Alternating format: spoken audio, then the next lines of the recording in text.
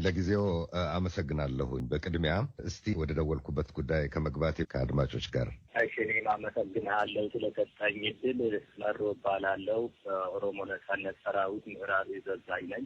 መሮ የለም፣ መሮ ተገድሏል፣ መሮ ሞቷል እየተባለ ብዙ ሲወራ ይሰማል። ሰምተዋል ይመስለኛል። እርሶም አንዳንድ ጊዜ እንደውም በምስል የተደገፉ መረጃዎች ሲሽከረከሩ አይተናል። በሌላ በኩል ደግሞ መሮ ነኝ እያሉኝ ነው እርሶ አሁን? አዎ፣ እንደዚህ አይነት ፕሮፓጋንዳዎች ይሰማሉ። እንግዲህ መንፈስ አይደለሁም፣ ከኔ ጋር እያወራህ ነው። ሌላ ማረጋገጫ ሊሰጥ አልችልም ሰለሞን። እሺ፣ ለጊዜው ይበቃኛል።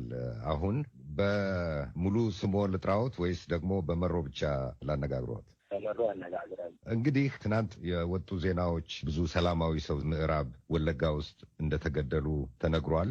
መንግስት ደግሞ እነዚህን ሰዎች የገደሏቸው ኦነግ ሸኔ የሚላቸው ታጣቂዎች ናቸው ብሏል። ምንድን ነው የእርስዎ ምላሽ ለዚህ? ሰለሞን፣ መንግስት ኦነግ ሸኔ ነው የገደላቸው ካለ እንግዲህ ኦነግ ሸኔ የሚባል ድርጅት ፈልገህ ማናገር ነው ያለብህ። መንግስት ገዳዮቹ ኦነግ ሸኔ ናቸው ብሎ ደግሞ ክስ አቅርቧል። ስለዚህ ኦፊሻሊ የቀረበበት ክስ ኦነግ ሸኔ የሚባል መልስ ብሰጥ አይሻልም? የማይመለከተኝ ስለሆነ ማለት ነው። እናንተ ኦነግ ሸኔ ናችሁ ነው የሚለው መንግስት። እናንተን ለማለት ነው ምሮ መንግስት ኦነግ ሸኔ የሚለው። ይንገሩኝ እስቲ ማን እንደሆናችሁ እናንተ። አንተ ቤተሰብ ያወጣልህ ስም ሰለሞን ሆኖ እያለ በሌላ ሰለሞን አይደለህም ወይ ቦጋሌ ወይ ደግሞ ሌላ ጫላ ነህ ብልህ ትቀበላለህ ብዬ አላምንም። ስለዚህ እኛ የማይመለከተን ጉዳይ ሳንጠራ አቤት የምልበት ጉዳይ የለም። የኦሮሞ ነጻነት ሰራዊት ነን። በዚህ ስም ደግሞ የቀረበብን ክስ የለም። የምመራው ሰራዊት የኦሮሞ ነጻነት ሰራዊት ነው የሚባለው። በዚህ ሰራዊት ላይ ደግሞ ምንም አይነት ክስ በእነኚህ ሰዎች አልቀረበም። ምሮ፣ በዚህ ትናንት ተፈጸሙ በተባሉትም ይሁን እስከ ትናንት በተፈጸሙት ግድያዎች ውስጥ የኦሮሞ ነጻነት ሰራዊት እጅ አለ? የኦሮሞ ነጻነት ሰራዊት እንደዚህ አይነት ግድያ ውስጥ እጁን አያስገባም። በዚህም አይነት መልኩ ምንም አይነት በእኛ ሰራዊት የተከሰተ ግድያ የለም።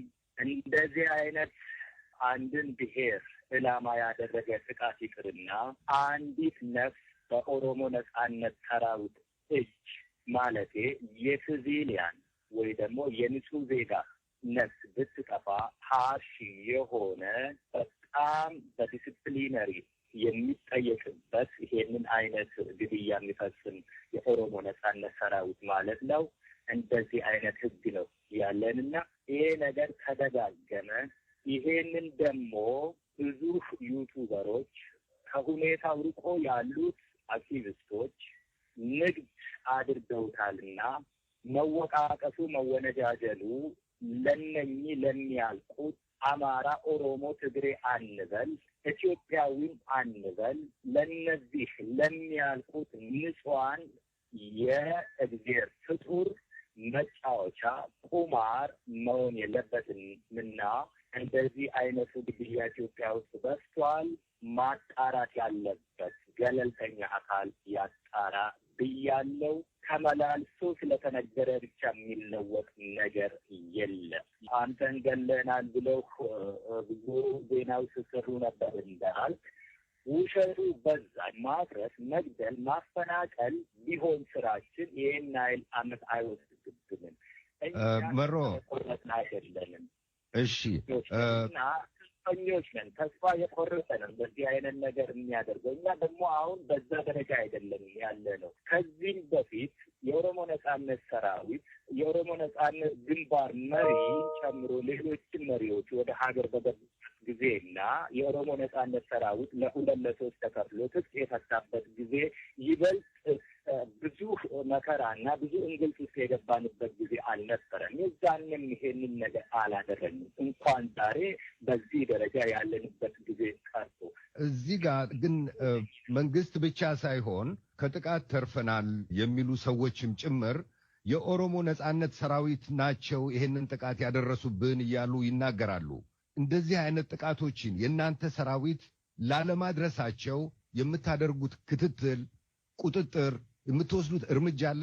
የተጨበጠ ምን አድርጋችኋል እስካሁን? ይሄንን ቅድም እንደነገሩኝ በስነ ምግባር የታነጸ ነው የሚሉትን ተግባራዊ ለማድረግ ወይም ለመቆጣጠር? ጥቃት ስትፈጽም እኮ ነው አንተ እርምጃ የምትወስደው። እርምጃ መውሰድ አይደለም፣ ጥቃቱ አልተፈጸመም። እኛ እንደዚህ አይነት ነገር ጥቃት ይቅርና አንዲት ነፍስ በኦሮሞ ነጻነት ሰራዊት እጅ ላይ ብትጠፋ የሚወሰደው እርምጃ በጣም የከፋ ነው ያልኩህ። እንደዚህ አይነት ህግ ነው ያለ። ተላልፎ ቢገኝ ይረሸናል ነው የምልህ። እንደዚህ አይነት ነገር ክትትሉን አይደለም እርምጃውን አይደለም በኦሮሞ ነጻነት ሰራዊት እጅ እንደዚህ አይነት ነገሮች ተከብሮ ስለማያውቁ እንደዚህ አይነት ነገር ተከስቶ እንደዚህ አይነት እርምጃ ወስደናል የምልህ የለም። ስለዚህ ይሄንን ትናንት የተፈጸመውን ግድያ ምዕራብ ወለጋ ውስጥ ወይም ሌሎች ተመሳሳይ ግድያዎችን ምዕራብ ወለጋ ውስጥ እየተፈጸሙ ያሉ በሲቪሎች ላይ ብዙ እንግልት ያደረሱ ግድያዎችን መሮ እንደ ሰራዊት መሪ እና የኦሮሞ ነጻነት ሰራዊት በአደባባይ በግልጽ ያወግዛል ብቻም ሳይሆን ሀዘን ነው የሚሰማን። የሰው ልጅ የቁማር መጫወቻ ሲሆን ማውገዝ ብቻው በቂ አይደለም፣ ያመሃል። ኢትዮጵያ ውስጥ እየተገደለ ያለው የኢትዮጵያ ብሔር ሁሉ ነው ሰለሞን። ሁሉም ቦታ ግድያዎች አሉ። በመሪ ደረጃ እየተባለ ያለውን ሚዲያ ውስጥ እየዘገቡ ያሉትን ነገር መርምሩ። ሁልጊዜ የሚባለው ኦሮሞ ነጻነት ሰራዊት የሚንቀሳቀስበት ቦታ ብቻ አይደለም። ሰዎች በሚመቻቸው ትሩን ወይ ደግሞ በሚመቻቸው እንቅስቃሴ ሙዚቃ እየከፈትክ የምትደንስበት አይነት ሆኗል ኢትዮጵያ ውስጥ። የኔ ዘር ሞተ፣ የእከሌ ዘር ሞተ፣ የኔ ብሔር ሞተ የሚባለውን አይደለም ማየት ያለብኝ። ያ ቁማር ነው የሆነው። መሮ እናንተን በህወሓት ተላላኪነት ይከሳል መንግስት። ምንድን ነው ግንኙነታችሁ ከህወሓት ጋር? ከህወሓት ጋር ያልጨረስነው ቢዝነስ አለን እንደ ኦሮሞ ህዝብ። ያ ማለት ቲፒኤልኤፍ ስልጣን ላይ በነበረና እነ ኦፒዲዮን ይዞ ሌሎችም ፒዲኦዎችን ሰርቶ ኢትዮጵያን ስገዛ በነበረበት አትሮሲቲዎች ተፈጽመዋል።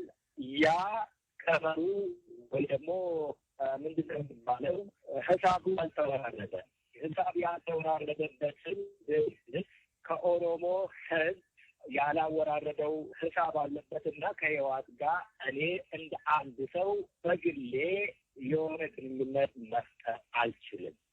ስለዚህ ምንም አይነት ግንኙነት የለንም። ጃልመሮ ወይም በሙሉ ስሞ ኩምሳ ድሪባ ለሰጡኝ ጊዜ ለማብራሪያው በጣም አድርጌ አመሰግናለሁኝ።